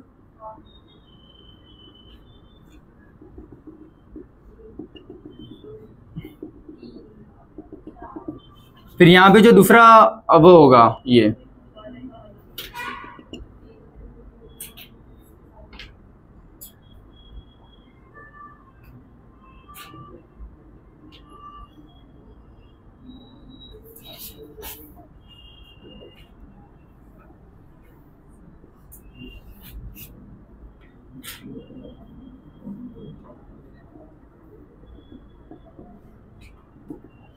ये चीज समझे थोड़ा बहुत स्ट्रक्चर कैसा है कि ये इससे भी एक वाटर जुड़ जाएगा, इससे एक, इससे एक। तो ये जो बीच में गैप क्रिएट हो रहे हैं ना, ये देखो ये वाला, फिर ये वाला गैप, ठीक है, इनको क्या बोलते हैं, वॉइड्स। वॉइड्स मतलब खाली जगह। तो हाँ एक चीज और याद रखोगे, यहां पे लिख रहा हूं, आइस में कोऑर्डिनेशन नंबर होता है 4, वाटर या लिक्विड स्टेट में होता है 2, ये याद रखना, ठीक है। क्योंकि आइस जब जमा रहता है ना तो उसमें चारों हाइड्रोजन बॉन्ड बनते हैं, तो वॉइड्स की वजह से, वॉइड्स मतलब खाली जगह, खाली जगह में क्या आती है, एयर। एयर पानी से हल्की होती है, इसीलिए आइस ऊपर तैरती रहती है हमेशा। आइस में देखना बबल्स दिखते हैं छोटे छोटे छोटे छोटे बहुत सारे, तो वो वॉइड्स की वजह से आइस तैरता है। लेकिन जब उसको टेम्परेचर से गर्म करते जाऊंगा तो ये बॉन्ड टूटेंगे नहीं क्या, बॉन्ड टूटेंगे ना, हाँ ठीक है। तो जैसे 0 से मैंने टेम्परेचर बढ़ाया पानी पे, ये बॉन्ड धीरे धीरे टूटते जाएंगे, ठीक है। और धीरे धीरे जैसे जैसे बॉन्ड टूट रहे हैं वो लिक्विड में कन्वर्ट हो रहा है, ठीक है। और लिक्विड में उसकी हाईएस्ट डेंसिटी मतलब 4 तक आते आते उसके सारे बबल गायब हो जाएंगे, सारे वॉइड्स क्या हो जाएंगे, हट जाएंगे। तो जैसे सारे वॉइड्स हटे वो प्योर पानी के ओरिजिनल बॉन्ड रहे। तो वाटर की मैक्सिमम डेंसिटी कितने डिग्री पे होती है, 4 पे। फिर 4 से जब मैं उसको और ज्यादा गर्म करूंगा तो बाकी बॉन्ड भी तो टूटने लगेंगे, तो बाकी बॉन्ड टूटेंगे तो वो फिर डेंसिटी उसकी कम हो जाएगी ना। ये चीज समझ में आई, ठीक है। तो मैक्सिमम डेंसिटी कितने पे होती है, क्यों होती है, समझ में आ गया। क्योंकि 0 पे 4 बॉन्ड थे उसके पास, मतलब केज था, टेम्परेचर बढ़ाता गया तो केज टूटते जाएगा धीरे धीरे, सारे वॉइड्स यहाँ पे एम्प्टी हो जाएंगे, ठीक है। उसके बाद और टेम्परेचर बढ़ाऊंगा तो हाइड्रोजन बॉन्ड भी धीरे धीरे टूटने लग जाएंगे, तो डेंसिटी कम हो रही ना, हाइड्रोजन बॉन्ड की वजह से डेंसिटी बढ़ी हुई थी, ठीक है, वो कम हो जाएगी यहाँ पे। क्लियर है? तो ये रीजन है। तो पहला वाला ये लिखा है कि वाटर और आइस दोनों में हाइड्रोजन बॉन्ड होती है, लेकिन फिर भी डेंसिटी आइस की कम होती है वाटर से। क्लियर है? ये पॉइंट यहाँ भी लिखा था मैंने, डेंसिटी वाटर की ज्यादा होती है आइस से, लेकिन वॉल्यूम जगह आइस की ज्यादा है वाटर से। ये पहले पॉइंट से रिलेटेड। अगला, volume of ice is more, समझ में, because of the open cage like. अब ये पूरा पैक नहीं है ना, थोड़ा कहीं ना कहीं ओपन है, तो ओपन केज लाइक बोलते हैं इसको, है ना। Open cage like crystal structure form by the association of water molecules with the help of hydrogen bond. तो आइस में बनता है ना open cage like structure, ice में क्या बनेगा? Open cage like crystal. याद रहेगा? ठीक है। अगला, H2O becomes solid due to 4 hydrogen bond. ठीक है। Among water molecule are form in tetrahedral. हाँ, ये जो 4 हाइड्रोजन बॉन्ड बनते हैं ना, 4 बॉन्ड का मतलब होता है टेट्राहेड्रल। जब हाइब्रिडाइजेशन पढ़ेंगे तब सीख जाओगे अच्छे से। टेट्राहेड्रल का मतलब होता है, पिरामिड देखा है ना, पिरामिड में अगर ये एक डॉट है तो इससे एक इधर, एक उधर और एक इधर, ये 3 डंडे और एक डंडा इसके सर पे ऐसे। ये सेंटर का डॉट है, इस सेंटर के डॉट से 3 डंडे नीचे, जैसे ट्राइपॉड लगाया ना, इस ट्राइपॉड में नीचे 3 डंडे निकल रहे हैं, एक एक एक, और एक डंडा सर से निकल रहा है। तो इसका जो टॉप है ऊपर वाले डंडे का, इस टॉप को तुमको इसके कोने से मिलाना है, इसके कोने से, इसके कोने से, तो टेट्राहेड्रल शेप शो करता है। ठीक है। तो इस वाटर में भी 4 डंडे बनते हैं, तो 4 डंडे ऐसे अरेंज होते हैं, 1 2 3 4, और ये चारों आपस में ऐसे कोने से जुड़ जाते हैं, तो उसका शेप होता है टेट्राहेड्रल। हाइब्रिडाइजेशन होता है sp3। याद रखना है। ठीक है।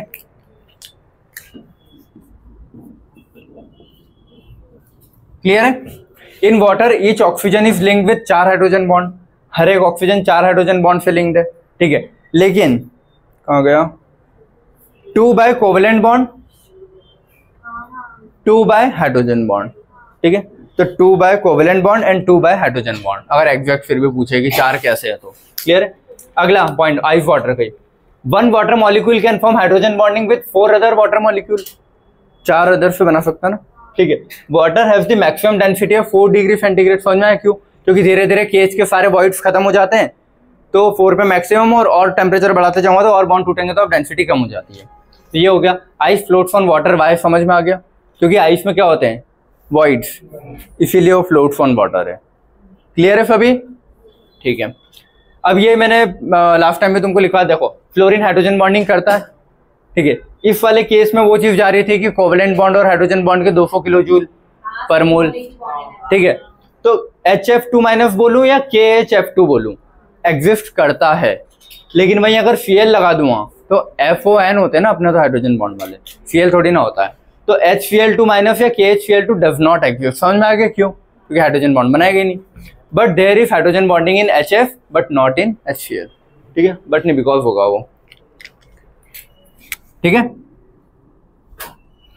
फिर अगला देखो, HF जो होता है अपना, HF की चेन बनती है ना, HF HF HF HF, तो HF 2 अलग अलग स्टेट में रह सकता है।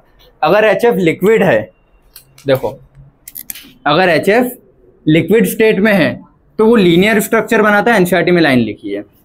अगर वहीं HF सॉलिड स्टेट में है तो वो जिगजैग स्ट्रक्चर बनाता है, याद रखना है अगर पॉइंट आता है। HF हाइड्रोजन बॉन्ड बनाता है। अगर लिक्विड है तो स्ट्रेट, और सॉलिड है तो जिगजैग। ठीक है। सॉलिड वर्ड से ऐसा होता है ना, सॉलिड, तो ये भी तो जिगजैग ही है, तो उससे याद रख लेना कि सॉलिड मतलब जिगजैग। क्लियर है? और लिक्विड एल से, तो एल से लीनियर, याद रहेगा लिक्विड का ये एल से लीनियर और ये लीनियर, और सॉलिड के एस से एफ याद रख लेना। ठीक है।